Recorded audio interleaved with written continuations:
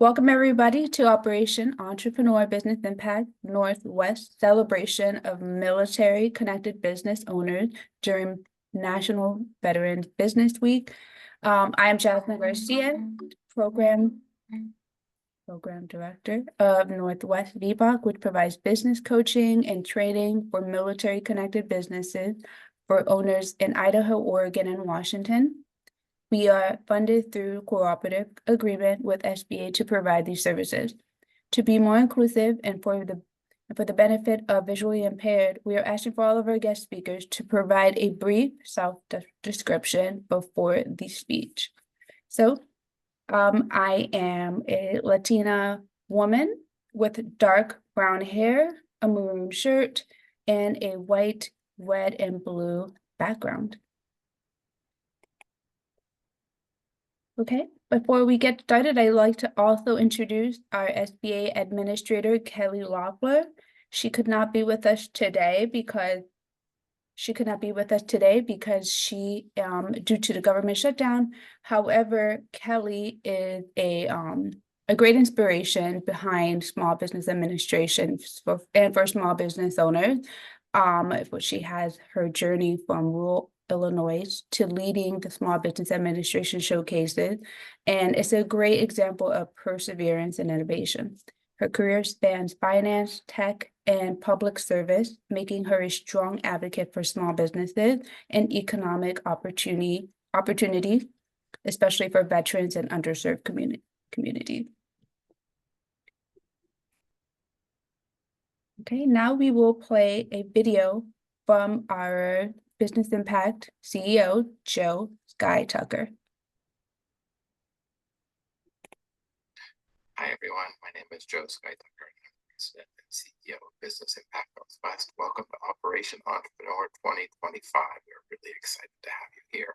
We have some amazing trainings for you as you embark on your entrepreneurial journey, but wherever you are in that journey, we are ready to help you and serve you. So we want you to sit back and relax. You're in good hands. Thank you for your service and welcome again to Operation Entrepreneur 2025. Thanks so much. Thank you, Joe. Hi, everybody. Okay, and now I would like to introduce today's guest presenter, Jeff Levy. Is this Levy? Is it Levy? Levy. It depends on whether you're East Coast. Oh, everybody, your name is just Levy. East Coast is Levy. Thank you. Sorry, Jeff. Okay, Jeff is a passionate advocate for small business ownership with a particular focus on franchising. He is in his 24th year as a franchisee as well. He has an extensive list of expertise, and I will allow Jeff to introduce himself and begin his presentation. So if you don't mind, here is our pause screen, and then Jeff is going to take over. So take it away, Jeff. Thank you. So you're going to disconnect your screen. I'm going to connect my screen. So just you're ready to go whenever you are. Give me a second to do that. And screen share. Oh, okay. Can you see it? Yes. Okay, great. So welcome. Hopefully, I'm glad we're recording this because I know sometimes schedules change for people and they may not be able to be here today, but anyone interested in franchising really should listen to this talk. I think it gives them a good background to be able to analyze that area well. So I am, in terms of introducing myself, I'm a white male. My hair is gray. My shirt color is green, and I'm wearing a vest. My background actually is just some things that are important to me. So I've got my college picture of things from my college, and I've got a big picture of my saxophone and some old business cards. So it's truly the background of my personal office, and preferred pronouns, I guess, would be he and him. So with that, let's get started. And I'm glad. I'm not sure if anyone here is here from the group, but let's get going. So my first slide obviously is contact information for me. And so anybody who listens to this who might have follow-up questions or needs some help relating to the franchise arena, please feel free to reach out. Just I would appreciate always knowing where you got my contact information. It helps give me some context as to how to best help you. So I put together an agenda for today. And so first of all, I think franchising is candidly a road to self-empowerment. If you go into the job market, you're waiting for someone else to recognize your talents, someone else to offer you opportunities. In the franchise world, if you go about it in an intelligent, thoughtful process, you really have more control over your own destiny and what you're trying to achieve. We'll talk about franchising as a business model, so you understand how it might compare to other kinds of businesses, licensing, etc.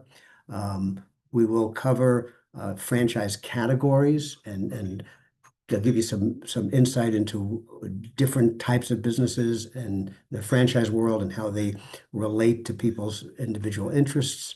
We'll talk about the profile today of the typical candidate for a franchise business. We'll talk about what makes up an investment in franchise, because obviously this is a financial commitment. You're taking resources that you've saved or borrowed and putting them to work for you. We'll talk about some of the legal aspects of the franchise disclosure document, which is very important. And then we'll talk about next steps, so that after you get the information today, if you are still interested, what would you do from here on? I do have a second section I've added, if we have the time, that really talks about what's going on in the job market today, what's going on in the economy today, and how that might motivate and stimulate people to look at alternative career paths than the typical job market. Of course, I'm very, very, very pleased today to be talking to a group of veterans. I will tell you that the franchise world is very open and embracing to people that come out of the military. The reason that is because they recognize that you have skills that you have developed. These skills are transferable to applying to certain kinds of businesses. In the military, you can't give up. So you've got the quality of being able to persevere. You cannot be indecisive. And when you're running a business, you have to be decisive. And of course, the ability to learn a process, learn a system, and follow through with it is really what defines our military vets. So franchises will always welcome you. And one of the ways they welcome you as well is that franchise fees are typically discounted for veterans, and there may be some preferences too in terms of financing. I won't bore you with my background. I think Jasmine did a great job, and you can read about it. But I have been a sort of an entrepreneur for most of my adult life. I've had experience raising money, starting businesses, buying businesses, and for the last 24 years, I have been a franchise owner myself and a franchise coach to help people go down the same path and determine if that's right for them. Sometimes people think of being in any kind of business is risky. So I really thought about it, and I'm a conservative risk taker. So I have entered into different business opportunities for myself, but I like the franchising side of things because I think there's a conservative element to it, gives you a higher degree of predicting success. And I'll try to help you understand that as we go further. And last thing I'll share with you, in my first slide, there is a YouTube video. I've developed a philosophy of life that we should be looking at our work as sort of a flywheel or a lever to create economic security so that we can live a quality of life. You guys and ladies have obviously made tremendous contributions to the country. And maybe as you go forward, think about the kind of work you want to do, but what is the byproduct and result of the work in terms of health, time with family, etc. I come from a background of a family that is extremely committed to the military. I was in the first draft lottery back in 1970, where I was number 21, I'm sorry, 29, and then ended up unfortunately having asthma as a kid, so they wouldn't take me. But my dad, my uncles, my grandfathers, brothers, all involved. And I wanted to share this with you just briefly. I went through my dad's um, uh, paperwork. He was a construction battalion guy, fought in the Philippines. And when he got out, there was a letter from Omar Bradley, who, those of you who know a little bit of history, was chairman of the Joint Chiefs of Staff. And it really talks about the fact that even back in those days, the military was looking to support their veterans, give them, help going forward. And so hopefully what I do may be part of that tradition. So we're really talking about building a dream. And if you don't commit to building your own dream, then I'm sure someone will hire you. But when that happens, you're working on their dream. So our topic today is franchising, looking at franchising as a business model, looking at franchising as an option for you, for your family, and for your future. So what is it? I think there's a lot of mystery. Oftentimes I'll ask a group, what do you know about franchising? And the first word that they say is McDonald's. Well, that is part of franchising, but not all of it. So if you think about any company that may have started, could be in cleaning, could be in senior care, could be in any industry. And that business created a formula for success. And at some point, the founders were thinking about how do we grow this business? And if they felt they had something unique and potentially successful, they'd want to grow it nationally and perhaps internationally.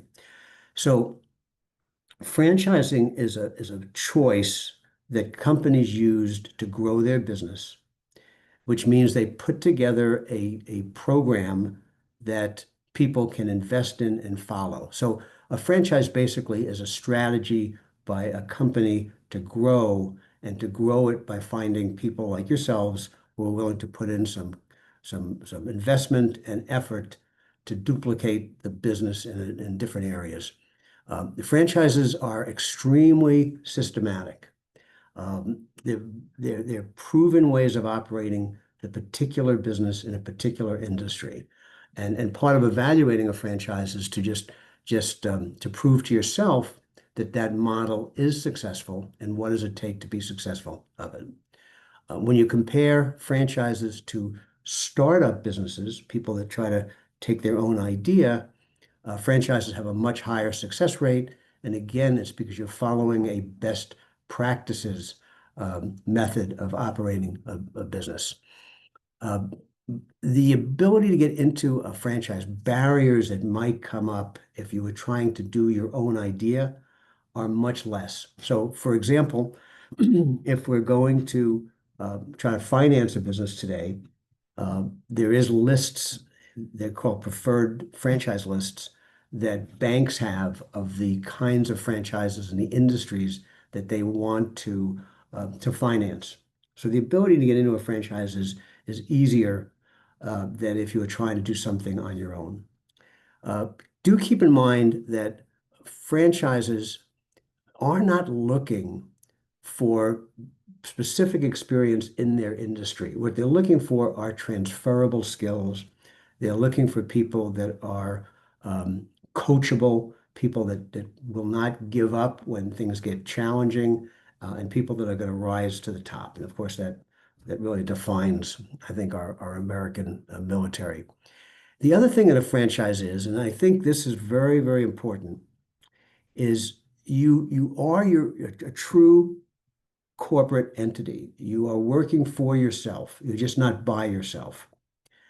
And what that means is that when you start a franchise, you set up your own LLC or your S corporation or a C corporation. You get all the benefits of owning your own business, which allows you to set up your own 401k, to defer income, to have protections against liability. but at the same time, you're in a system where there are other people doing the same work. So you have a team that you can coordinate and collaborate with, but it's still your own business.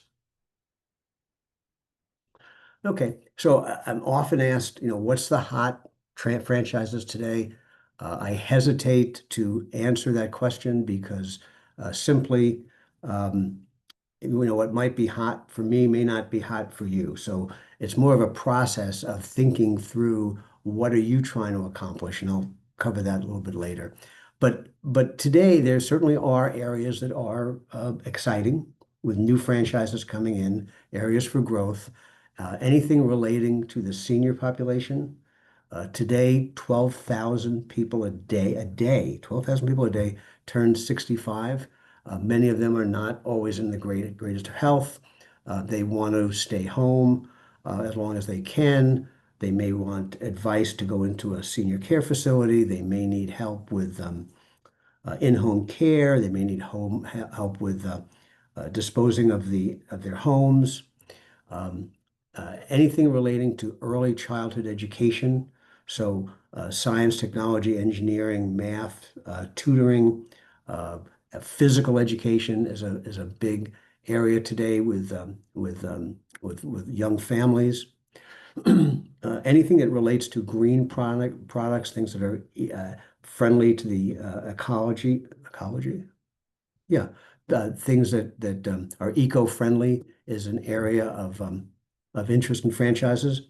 And one of the next one that I tend to spend a lot of time in is services for dual income earners. So if you have a household where two people are working and they don't have time necessarily to clean the carpets, to clean the windows, to fix small appliances, to maybe work on a kitchen remodel or a bathroom remodel.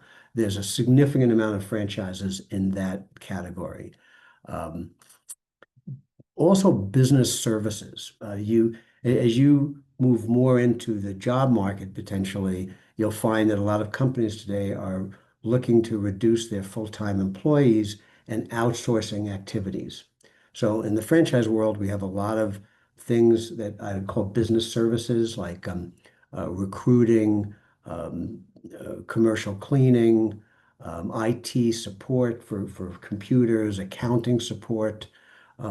Those business services tend to be very healthy, and health and beauty. So we always see the gym category as a very diverse form of franchises. So you've got yoga studios and stretching studios and Pilates studios today, boxing gyms, karate studios. And then the area of beauty, and I'm not sure getting a haircut makes you beautiful, but hair salons, big category of franchising, therapeutic massage, big category of franchising. So these are where some of the trends are, but trends don't always mean that it's the right thing for you.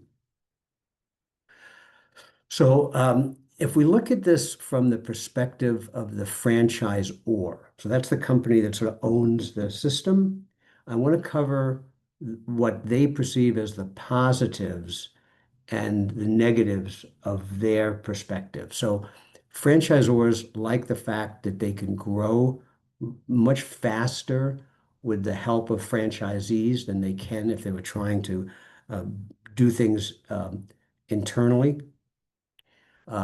They like the fact that when you get to a decision and you are going to be a franchisee, you're extremely motivated because you've embarked on a vision and a way of achieving what your life goals are. So there isn't any stronger motivation than that. Franchisors like the fact that if they are a good management team, they could be sort of looking around corners, seeing what the next opportunities are to grow their particular brand. They like the fact that that they can work with their franchisees and spread costs out across the system. So, for example, if there's a technology support fee, if there's a advertising budget, sometimes these can be extremely efficient when they're spread out over 100, 200 franchisees. And the other thing a franchisor likes is that, today pretty much everything is out in the open. So the franchisee, the franchisor are codependent. There's a sharing of risks. Everybody wants good reviews. It reflects on both parties. So they sort of like that's naturally built into the system. Negatives, when you're in a franchise, you've signed an agreement, you've committed to following a process, but they can't fire you. It's just like if you worked for Amazon, they could say, "Hey, next month we're laying off 10,000 people." Doesn't happen in the franchise world. They don't have that control. They are extremely motivated to help you grow your business because their growth is based on how well you do, because they get a royalty based on your sales.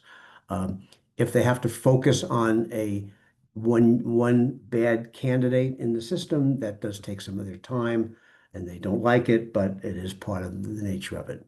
Another challenge that franchisors have is finding quality candidates.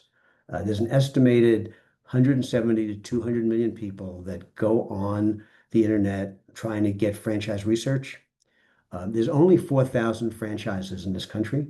So when they start getting those inquiries, they have a real challenge to figure out who is a right candidate or not. And lastly, franchising, if you don't know this, is a highly regulated industry. There are Federal Trade Commission guidelines for information they must provide you.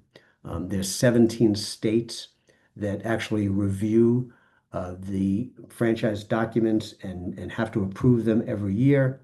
And then lastly, they may be subject, if there's some litigation that goes on, to how do they manage that. And in the franchise world, if someone sues a franchisor, they have to include that in their documents. So you're aware of it.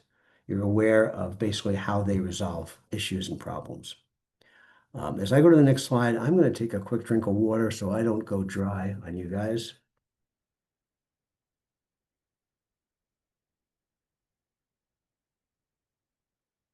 We have a camel pack on. Okay. So you would likely be the franchisee.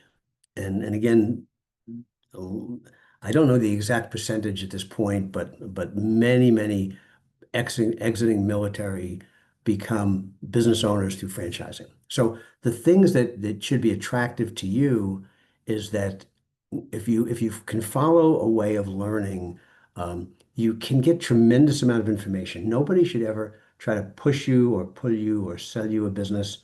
I tell the folks that I work with, plan on 2 to 6 months to properly evaluate several opportunities to see if one might be the right thing for you.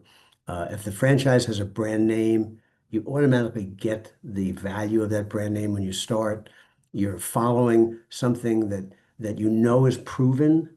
And again, when we start a business, there's more unknowns than there are knowns, except in the franchise world, because we have others that have gone before us, and we can see what they've done, what they've learned from it, would they do it again? And so it's a proven formula. The franchise also helps you get into business sooner. So typically, when you decide on a franchise, you sign an agreement, you pay your franchise fee, you go into a pre-training program, which might be getting licenses set up, getting ready to do the business. You go to the training, and then you come out of the training and you literally open up. You've got pre-marketing that goes on, etc. So good franchises have very excellent training programs. And I think what is also outstanding in franchising is the ability to network with other owners. Again, I've been doing franchising for 24 years, and I love the fact that there's no politics, that everybody likes to see other people in the system do well, and you can learn from other people's experiences. The negatives, and again, I really try to be balanced because franchising isn't right for everyone. So you need to have an open mind about it. It's not a true partnership. The franchisor has most of the control, again, because they do that to protect the integrity of the system. Royalties are based on your sales, not profit. So if you're running a bad operation and you're not making money, you might still be responsible for royalties. On the reverse side of it, they don't have their hand in your profits. So if you're running a good organization, if at some point you sell the business, the return on those profits are yours. Other potential negative, you want to analyze who's running the franchise and do they have a vision for where the business is going. And because markets change for obvious reasons, and you want to make sure that the group you're working with smart enough to be looking at those changes. Sometimes a particular in the food industry, sometimes we have a bad actor that might, get a thumbnail in a sandwich somewhere. That tends to make national news. So that's a potential negative. But I'd say in 90% of franchises, you don't have that carryover of a bad player into the rest of the system. But lastly, I say know thyself. You're operating within the guardrails of the franchise system. You cannot do what you want to do when you want to do it every day. You really have to follow the system. So it is less control. I have found for myself that when I was in my early 30s, that would have been intolerable. As I've gotten older, I've realized that sometimes following somebody else's rules, if they are good rules, would be to my benefit. Okay. So in terms of what you actually are looking for in terms of a quality relationship with a franchise, you want to make sure, even though you don't have a seat at the table in terms of decisions, that you do operate in decision making. And it may be committees, it might be monthly calls with people that are running the franchise. So it is sort of a symbiotic relationship. So the multiple communication channels is important. Does the franchise provide you regular ongoing training? Is there a cost for it? What happens if you bring on a new employee? Do they provide training? So you want to understand that. Do they help you? And I'll call it benchmarking, but benchmarking to me is understanding what are the key performance indicators in that business. And if a mentor of mine taught me years ago, if you do right things happen. So you don't only focus on the results, you focus on the process. So do the franchises help you with benchmarking? Are you doing the right things? And secondly, will they look at your profit and loss business statement and help you understand, are the numbers in line with where they should be? Are you running the ship basically the way it should be? Does the franchise get together with a regular convention once a year? Those things are extremely powerful. I just came back from my franchise conference last month, and it's always energizing. If you have to participate in a marketing or ad support program, can you see how that helps you in your local market? You want to evaluate that. Does the franchise protect the brand and the supply chain so you're always working with the most quality products you can? And if you are working with some kind of real estate, some businesses require an office. Do they help you negotiate these things in a way that you might not necessarily know how to do yourself, but do they provide the help? And I will tell you too that if you try to do the research into franchising on your own, there's a lot of clutter. Again, there's about 4,000 franchises. They're not all right for everybody. You have to figure out ways of sorting through that. Franchises cover 80 different industries. So it's really the beginning of a research for a franchise is really starting out as how do you define your personal goals, your personal needs, your personal expectations, because then it's a little bit easier, and in what your skill levels are, then it's a little easier to identify the categories of franchises that you should be looking at or thinking about. And with that, so top franchise categories. And again, these are sort of things that are more top of mind. So we do see a lot of people going into the health and beauty area of franchising. Of course, everybody has to eat, so there's always something going on in the food category. More these days, I see sort of the boutique type of food where it may not be it might be an Aisi bowl, if I'm pronouncing that correctly, or a Sei bowl, or things like that that are a little bit more unique, maybe a little bit more directed in a cultural market. The business services side, I talked about that a little earlier. Companies who outsource still need work done. They still need support, and franchise businesses tend to fill that need. Not surprising, we still have some smaller retail clothing businesses, um, gift stores, Hallmark stores, 7-Elevens that are in the general retail. And this is in my world, a very big category, the home services, the updating of kitchen cabinets, for example. Actually, my youngest son was a technology worker, and after 20 years in that industry, realized that there really wasn't a long-term future for him. He wanted more quality time with his family, and I helped him invest in a franchise that's a home service franchise that organizes closets and kitchen pantries. So it's keeping him busy. So from a demographic point of view, I'm not sure what your ages are, but I'm assuming you're falling into this category. As recently as 2020, 47.5% of people looking at franchises were 39 to 54 years old. And that is significantly different than when I started 24 years ago. My typical client was a white male exiting from corporate America because they got laid off and they were like deer in headlights. Today, I think people are looking much more seriously about, can they do something when they're younger to start business and have more of a work-life balance? And again, I think that's where franchising can actually fit in to that category. From an education point of view, almost half of franchisees today have a college education, and about a quarter of them have master's degrees.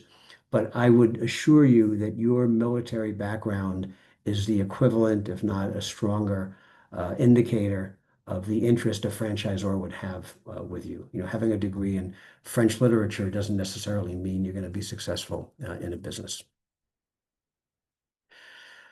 So let's talk about some of the tactical side. I'm sure as you're exiting the military, you are thinking about, what are your resources? And there's a mindset of a business person that doesn't look at financial resources as expense. If you buy a car, it's going to depreciate. If you buy a boat, it's going to depreciate. If you invest money into a business, it's called capital, because you're putting that money to work for you to hopefully generate more income.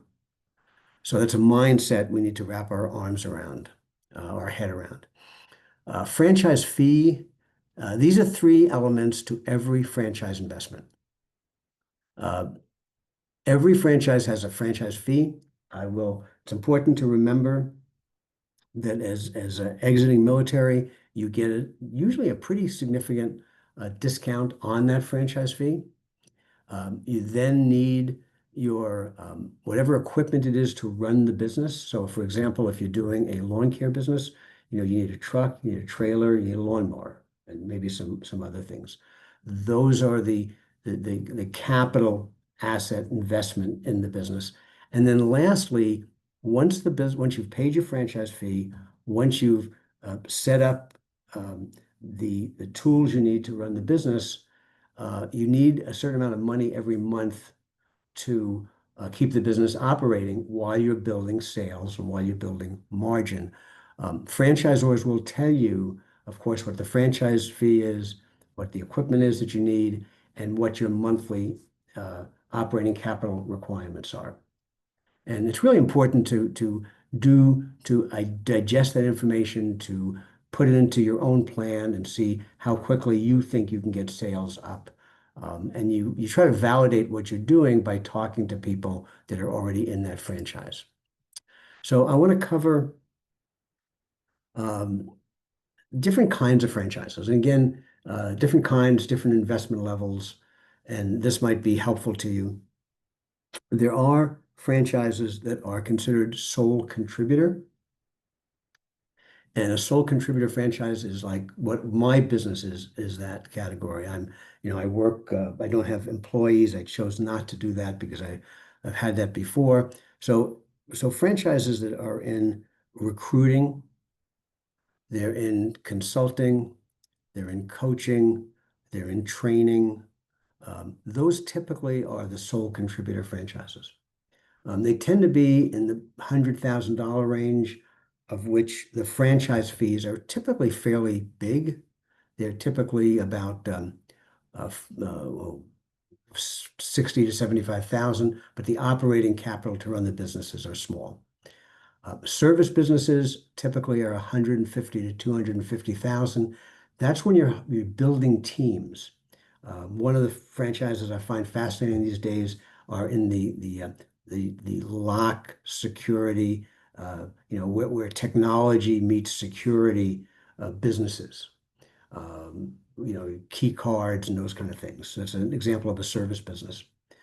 Small box are things like print shops and sign shops and one-off restaurants, automotive repair, 150 to 350,000 total investment.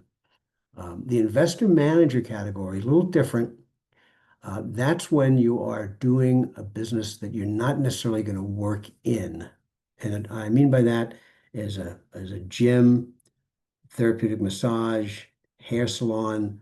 You really want to work on those businesses, not in them. And that category, typically franchises want people to commit to several locations over a period of years. Franchise fees for multiple locations, probably about $120,000, and then you've got about 200,000 per location. So these are a little bigger bite than some of the others. Specialty franchises are sort of fun. These are more hobbyist type franchises, where maybe you bring a trailer to make fruit smoothies or popcorn or roasted nuts to a sporting event. Maybe you put in a kiosk in a sports stadium. Uh, or you do something for holiday gifting. So you're a little unique area, and they tend to be in the 60 to $100,000 range. And then lastly, there is a category of franchising called resales. And that's when you look at businesses that have been developed by someone else that for one reason or another is going on the market, and you end up assuming the franchise agreement and then grow the business from there. I'm watching my time, so certainly Jasmine or anyone else, please, if I'm running You're doing close. good. Yeah, Jeff, you take the time you need. We have you for 12:20, so. Cool. And Okay. then we'll take our little break, but you're doing great. Thank you so much, Jeff. Okay, thank you. So we talked a little bit about what the investment levels are with franchises. Let's talk about, the next level of how you prepare yourself. So franchises will always try to understand, do you have liquidity? Liquidity means it's something that you can access cash almost immediately, if not immediately. So for example, if you own a property in South America, it's not liquid. You can't just sell it. Even if you own a house in the US, you can't just sell it. So liquidity is cash in the bank. It's access to credit. It's the ability to maybe sell some stock and then get liquidity from it. So liquidity is used to support your monthly income requirements. It's used often as a down payment on a loan that you might take.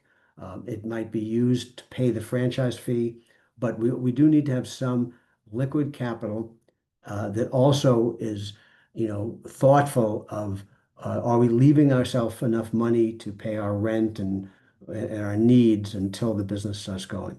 Learning about borrowing capacity is really important. I've got a tool that I'll share with you guys that might help you understand what your borrowing capacity might be, and it's usually broader than what you might think. The SBA has several different programs. Hopefully, when the government shutdown is over, they will come back into full play. Right now, there's some holdups in that area, but there are a lot of options for borrowing. Please make sure that your credit score is good, clean.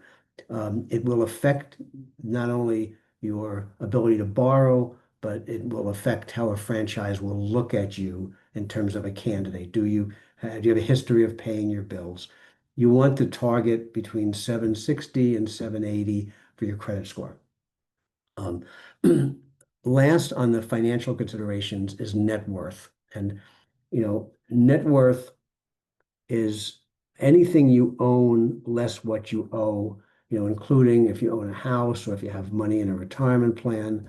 And so franchises will look at net worth, but I think I also want to stress to this group that they will be a lot more flexible with exiting military than they will be with people that don't have that background. Because again, guys and ladies have proven yourself to be responsible individuals. This link down here, which you'll get in the slides that will be sent to you or available to you in some fashion, allows you to put in some basic information and you'll get an immediate report as to what your potential borrowing capacities are. What are the different options available to you based on the information you provide? This company that does the work I've known for 20 years, I recommend them without any exception. They do a good job. Okay, so rocking and rolling. When we go into a franchise agreement, we understand we are signing an important agreement. That's why the old adage of measure twice, cut once is important here. You want to make sure that you understand the agreement that you're signing. They typically go for 10 years. They don't make it easy. They don't want to make it easy for you to just sort of walk away, as they shouldn't. But they do want to make sure that you are successful and that you can work through challenges as they come up. So there's two documents that you have to be familiar with. One is the franchise disclosure document, and the other is the actual contract that you sign. And when you sign the franchise agreement, you are agreeing that you've read and accept the franchise disclosure document. Most of us are not really comfortable with legal documents. These are not sales documents. They are literally written by attorneys. So normally what you want to do is go through them, determine what you understand, what you don't understand, what you think is fair or may not be fair, and discuss it first with the franchisor. And then in many cases, people do get a legal review so they understand what their rights are. And rights might actually change depending on the state where you're located. You may need an attorney also for other things like incorporation. If you're going to bring someone else in as an investor, you might want to have a formal partnership agreement. If you're going to buy an existing franchise, it's a little bit more complicated because you go through different stages of maturing the agreement. So let's get an understanding of what is in this franchise disclosure document, because it's really important. So everyone has 23 chapters, and whether you're doing a lawn care or a dry cleaning franchise, they all have the same FDD. Each chapter has the same heading. So the first two tell you who's running the franchise and what their experience is. Item 3 tells you, do they resolve their disputes in court, or if that's a clean section, obviously they resolve disputes in an amicable way. So that's important. Was there ever any bankruptcies? I'd like to know that in a franchise. All the item 5, 6, 7 talk about that total investment. What are the components of the total investment? And they really give you a very detailed breakdown. And it's normally low, medium, high, so you can get some idea as to what the range is for the investment level in that particular business. Item 9 outlines your obligations to them, and those are typically the financial obligations. Item 10, do they provide any financing? And candidly, the financing availability in franchises is known throughout the industry. So if you're working with a franchise coach, they very likely will be able to help you with an equally broad range of financing. Item 12, really important. You're investing in a business in a particular market.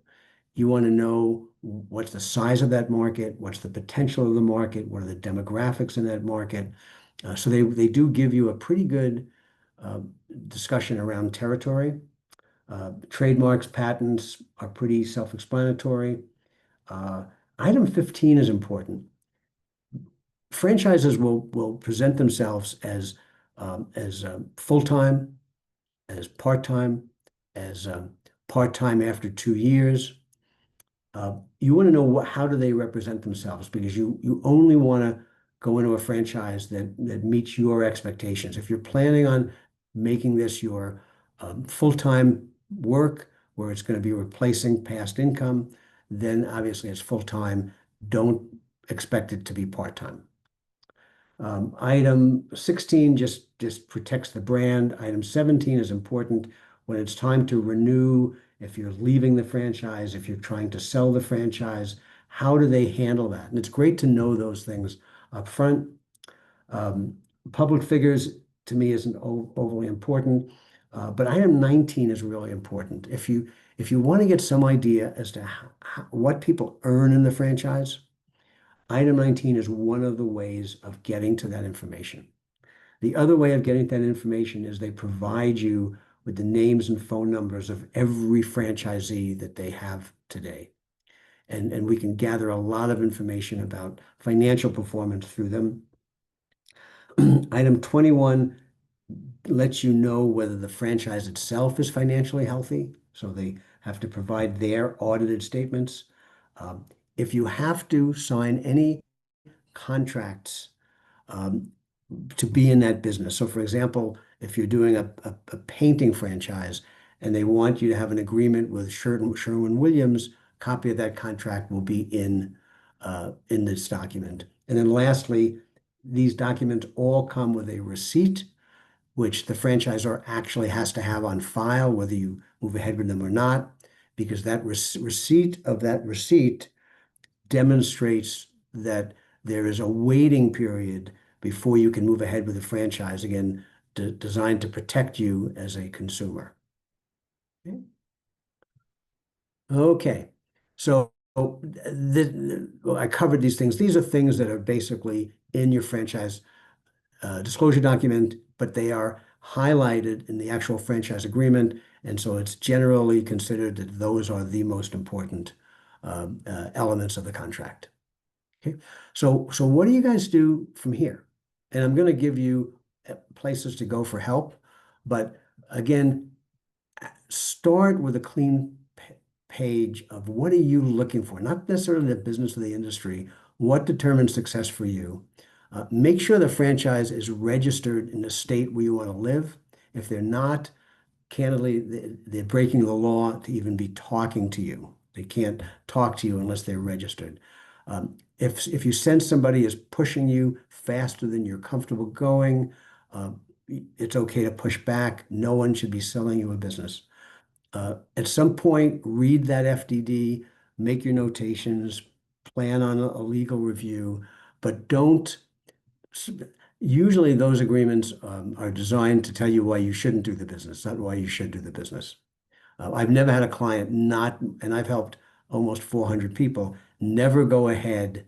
I've never had a client not go ahead because of the FDD, but they have had to make sure they understood it. And then in this world, there are coaches. This is not an advertisement for me. I am part of that industry. And so typically a franchise coach is someone who will work on your behalf. If you sign a franchise agreement, they get paid by the franchisor. They're similar to a real estate broker, but consider those kind of people because they just can help quite a bit. And there's no cost to you. It is something that I do, and happy to talk with you about it as well. So how do you get help? Feel free to go to my webpage. You'll have my email. You can contact me. Franchise.org is the International Franchise Association webpage. It's really there to help promote franchisors, but it can give you an idea of what's going on. We've got some wonderful SBA affiliates that provide a lot of information. You know, SCORE is one, Business Impact Northwest, who's hosting us today, extremely active. The Veterans Business Outreach Center, which is part of Business Impact, is probably one of the best go-to places to go to for help and direction. If you want to see what else is out there, entrepreneur.com, type in top 500 franchises, and you'll get a reasonable picture of what's out there. But again, just if you think you're going to need help, don't necessarily go to the level of getting your email out and asking for information, because that might preclude you getting the help from a coach that you might need. The government has some resources. I have some small business reports here you can look at, and so my belief for you guys is you've learned so much, you now have to leverage that into the future. And I think more people than they think they may not be are really ready to be in their own business with the help of a franchise system.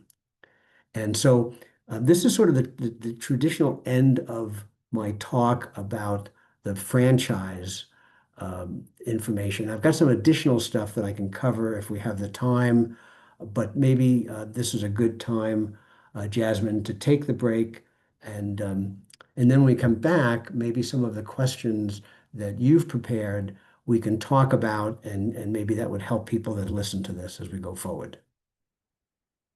Absolutely, Jeff. Thank you so much. That was so much great information. You already beat me to it. You put it in the list of resources, but VetFran is such a good resource for anybody who may be interested.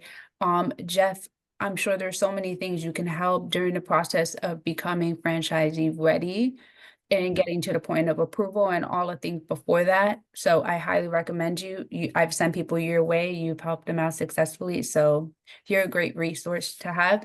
But yeah, let's cut into our break. We'll break for about 10 minutes. And when we come back, we will have some time to go over one-on-one questions.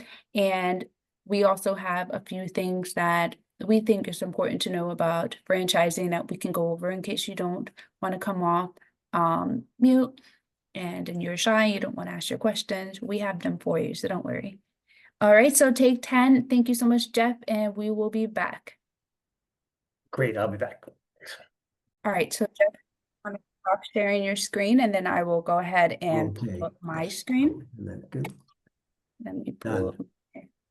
Okay. Welcome back, everybody. Thank you so much for being with us thus far. And Jeff, thank you so much for all your insight and all that useful information. We will have a copy of the PowerPoint presentation. You can have it emailed to you if you'd like. Just leave your email in the chat if you are interested, or reach out to me. But now we're going to go into a little bit of a Q&A. And we have a few prepared, so no worries if you have any questions.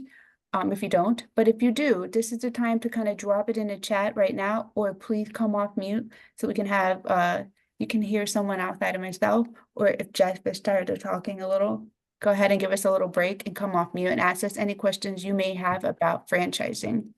Yeah, and you can come off mute by hitting holding the space bar down, or obviously clicking yourself off mute. So you got two choices. Actually, I'm pretty sure I have to do it. Okay, so it's under your good control, Bo. Yeah. Okay. I'd like to okay, yeah, no problem. So we do have someone in the chat that would like a copy of your PowerPoint presentation. Have you had anyone come to you that used the opportunities that are listed on VetFran? You're asking me? Yeah, I'm asking you, Jeff, because a lot of people don't know. We do touch on it with clients and also on our presentation in Boost to Business.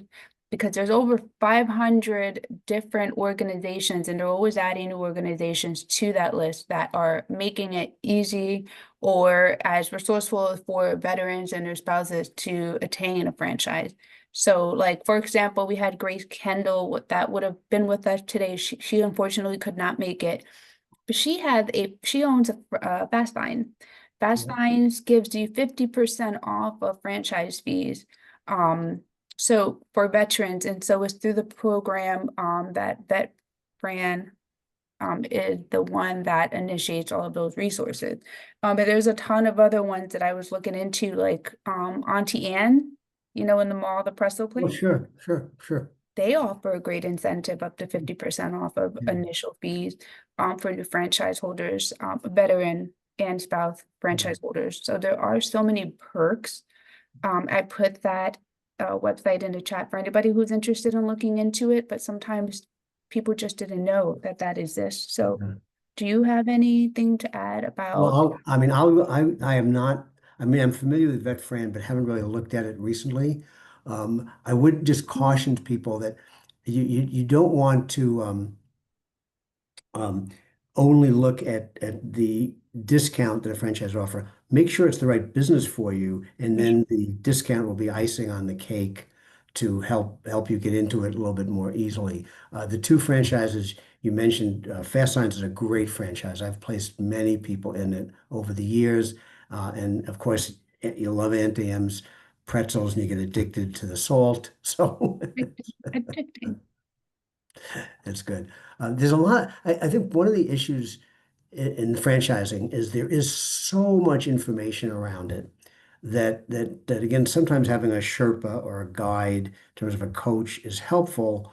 But if you're doing it on your own, just make sure that you're using both left and right side of your brain. You're developing an emotional attachment to what you think is the right business, but you're also analyzing, doing the pro forma, doing the projection, understanding what potentially could go wrong so you can avoid it. Because again, it's a really important commitment that you're making to your future. Thank you. Did anybody else have any questions? I have another one. So would you say, now there are people, and when we look at the different avenues into business ownership, Yes. franchising is of course one of those ones that we offer. We offer as an option to consider, because it could be the point where people are getting into a situation where the foundation has been laid out. There's a little bit more stability in an organization that has already been established for years and years at a time, that's globally known in most cases. And so would you say that is an easier transition into business ownership, especially veterans? They're coming from the day-to-day of being told what to do, following organizational structures and operation.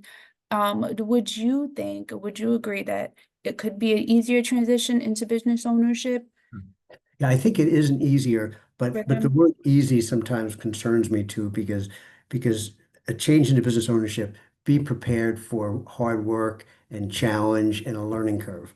But what I think what people sometimes don't think about is what are all the elements that have to go into setting up a successful foundation. So you need to understand, who are the customers? How do they buy? When do they buy? How do they pay? Um, what are the trends going on in a market? What is the web page and the social media stuff have to look like? So in terms of easier, franchises provide that for you. So you're moving right to an implementation rather than a creation. And you give up something for that. You're giving up a royalty as part of your sales. But I do think it is sometimes the only safe way to move into being in your own business as opposed to trying to do it totally on your own, thinking of everything. Yeah, I agree. Great question. So do you think, one of the questions here that we had prompted was, how do you help aspiring entrepreneurs determine if franchising is the right path versus starting an independent business? I think it ties into a little bit of the question I just asked just so when would you say, if you were talking to anyone, not just about franchising, a veteran that's thinking about business ownership, Yeah. what would be like a determining factor for you to say, you know what, I think you would do really good in a franchise route of business ownership? Well, for me in particular, all the work I do is to try to help the person get to that conclusion on their own with my help, guiding and coaching, because I never start with the idea that someone should be getting a job, should be doing a franchise, should be starting their own business. I start with, what are your what is your dream? What is your take the burden of what holds you back off your shoulders for a little bit. Let's talk about what your dream is. Let's talk about what your skills are. Let's talk about what you enjoy doing well. Let's talk about how your family feels about this because it's a big indicator. And then I have really several meetings with people that talk about their communication style, talk about their financial resources and financial goals. And then I like to suggest when we get to a certain point that I'm going to give them franchises that I think relate to what they're trying to accomplish, but I never suggest to someone that they give up on the job search or they give up on some other things they may want to consider doing. Because as many years as I've been doing this, and I think as well as I do it, probably a third of the people I work with end up with a franchise because there's other factors that come in. Spouse says, no way, Jose. A job comes in that may be a short-term fix, but it might be the right thing for them. Mhm. So your question is to have an open mind for people to get out of their comfort zone and look at the franchising as an opportunity to learn a potential new path. And there's a lot of good things that just even come from the process. I deal with a lot of people that are so frustrated about what's going on in the job search that they start feeling better about themselves when they're going down the path of exploring and learning about franchising. That's awesome. Yeah. You know what? That's common too, even just in coaching. There are a lot of people who think they have the right idea about starting their business, whether it's from scratch or if it's a franchising route. And then when it gets down to the nitty-gritty and the planning, they discover things about themselves or they discover that it's more money or more responsibility or commitment than they set out to be. Yeah. So I think going back to what you said before, definitely do something because you want to do it your passion, and also if the time allows you to really give yourself the extra hours away from family and friends and social life, because it does take a commitment. It does take It does. it's a waiting game, right? It's the waiting game. Yeah, So as they say that one of the quotes I like, it's like spending 2 years of life like most people don't want to do, so you can spend the rest of your life like you want it to be. mm, Yeah. yeah, that would have been good advice when I was like 18 years old. Oh, you're only 19. Come on. Take that time now. I feel like, you know what, time is going to pass us. 1 year will be 365 days. And whatever you do with those 365 days is up to you. Those days are going to come and go regardless. So why not just give your all, into whether it's starting a business from scratch or franchising, whatever the case is, just utilize the time to your max capabilities. I mean, I'm all about that. So you're not regretting like, oh, I should have done that. Just start. That's another piece of advice too, that a lot of people, we ask a question for aspiring business owners, when's the perfect time you think you should begin your business? And honestly, just start anywhere, start the planning, start the research, just start, because a lot of times you regret those decisions you didn't follow through with. You had the great idea, and so does everybody else that's in the stores or out in the market, but they Yeah. took action. So it's starting is step one, and then decide if it's not for you after that. But then mentorship from you, from the resources as you mentioned, as coaches, we can help you almost determine that factor. And so that is something that I like to kind of go through with people. Let's talk about your time commitment. Let's find out how much it's going to actually cost to run this business.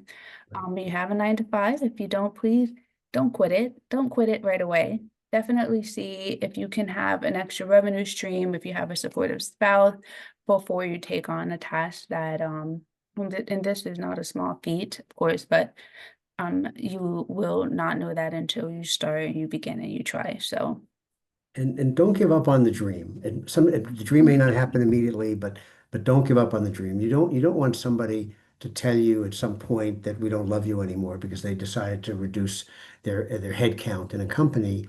So work on that vision, build it into your schedule. And I think your advice is just great advice. To be around people that support your dream and are going to help you get there and not rush you, but make sure you're prepared. absolutely. And then let me see, what other question here could we go into? What, I think the common mistake question is a good one if I Yeah, can does that. okay. Yeah, I Yeah. think a couple of things. Franchises, they wouldn't exist if they weren't successful, but there's always going to be, 15% of franchisees that don't make it. So what causes that? Okay. So in some cases they may be undercapitalized. They sort of run out of money, but that's rare because franchisors talk to you about that before you started. What's more common is that they don't follow the system. They basically think they're smarter than the system and they want to go in and fix things and only do what they like doing, not what they have to do. And so my best advice to reduce the chances of failure is become a student of that particular franchise system. Make relationships with people that are in that franchise that are successful and talk to them about what their journey is like. What would they have done different? What are the things they focus on? Because your biggest enemy is time and how you utilize your time. And then the second thing is having partner support. You want to make sure your spouse is supportive of the journey. And it's scary oftentimes because if you're used to making a paycheck, it's scary when that stops. But that additional pressure that might come from one spouse not supporting the other is sometimes a killer in the franchise world or in any business venture. Yeah, that's such a great point, and I feel like that is a lot of the times clients will come, they've been retired 4 or 5 years and like, you know what, my spouse wasn't on board or we weren't in a perfect place for that now. And, the spouse's support means everything to the aspiring business owner. I mean, when you have financial decisions to make with your 50%, with your partner, whoever that is, they have to be comfortable with those decisions too. So that is such a great Absolutely. point. And in addition to that, Include them in the working, planning. I'm sorry. No, I was saying, include them in the planning Yeah. as owners, include your spouses in the planning process so they can see. And also offer insight that maybe you've overlooked because, as business owners, they get a little tunnel vision. They're very committed in the vision that they see. It's just hard to allow other people to kind of look and make changes sometimes. So definitely that would just be something touching on the spouses, let them be included in the planning so that they can have that sense of belief like you do.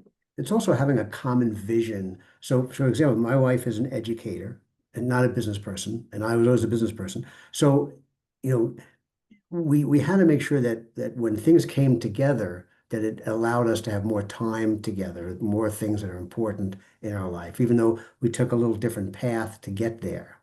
So it's important that a spouse be involved, but it doesn't mean they're involved, they're actually in the business with you. Sometimes that does happen, but it's the vision of why you're both doing it, why you're both committing certain family resources to it. What's the bigger picture look like? That's the discussion that has to happen. Mm, That's a great point. That is a great point. Thank you, Jeffrey. It's just a lot of good insight. I know we go off into smaller conversations, but these are different parts of the probably franchising aspect that you don't notice until you're in it. And so with your experience, I feel like you're giving us really good insight. And I'm sure it's based on your experience with clients and coaching and meeting so many folks interested in going this route. So I greatly appreciate it. And I think lastly, we'll end with, what financial preparation do you recommend before investing in a franchising opportunity? And or if you feel like you touched that, is there anything on the financial preparation side that you think is just really important to know?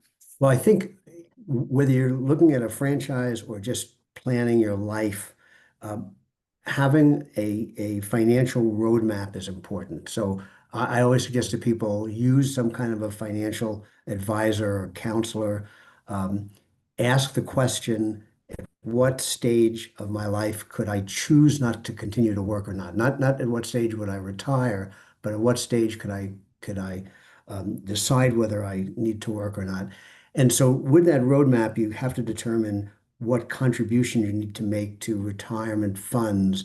And so your business would fit into that. And so, if you're not going to get to that point by working for somebody else, then you may need to say, well, a business might give me the additional returns and the longevity to reach my financial goals. So that's one thought. The other thought, of course, is make sure your credit scores are clean.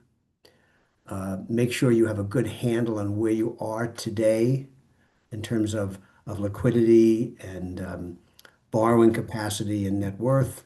And then speak to people, again, like myself or other coaches that can help you understand, whether today is the right time financially to get exposed to franchises. That's really great. Thank you so much, Jeff. I want to thank you. And I'm sure everybody in the chat would very, very, very found what everything you've given us to be very informative. So I appreciate your time. I'll leave it open for one last, if anybody has any additional questions they'd like to throw in the chat or come off mute and ask Jeff personally before we head out. And then also, we will put registration to coaching in the chat if one of you will be so kind to do that. Melissa, could you throw that in the chat in case we get disconnected? Also, I have Jeremy's email. I copied it, so I will send you a follow-up with Jeff's presentation deck. Okay, so I don't see any questions. Jeff, again, thank you so very much. Thank you, everybody, for being here with us today. I hope you've walked away with a little more information and insight on franchising opportunities. As always, we are here for you to offer you coaching sessions, to offer you any additional resources, not only to any veterans, but your spouses as well. So share the information. Don't hold out on them. And as we wrap up Operation Entrepreneur this week, I just wanted to extend a heartfelt gratitude to everyone who joined in and celebrated the spirit of military community entrepreneur. So to the veterans and active duty service members and military spouses who have taken the bold step into entrepreneurship, thank you for your service, your vision, and your unwavering resilience. You inspire us every day. So, and to our partners and our supporters, thank you very much, everybody here in the webinar from Ben. Thank you for being here. And I'd like to also thank our sustaining partners, the Small Business Administration, the USDA, BECA, Harborstone Credit Union, Verity Credit Unions, South Credit Union, and Washington State Employee Credit Union. And of course, Business Impact Northwest appreciates all of your support. So thank you, and let's keep the mission moving forward. And at this time, we will allow people to copy anything that they see in the chat, and we will be ending our webinar today in about a minute. Oh, thank you. Bo did put the chat registration in the chat, so there's that. We also want to thank our Alaskan team for the past 2 days of the webinar. If you did not get a chance to check those webinars out, we can also reach out to you somehow and try to get you those webinars recording. Yeah, thank you so much, everybody. Thank you. Always a pleasure. And we'll be in touch, Jasmine, in terms of your VBOC programs. All right, Jeff. Have a good weekend. Thank you. Bye.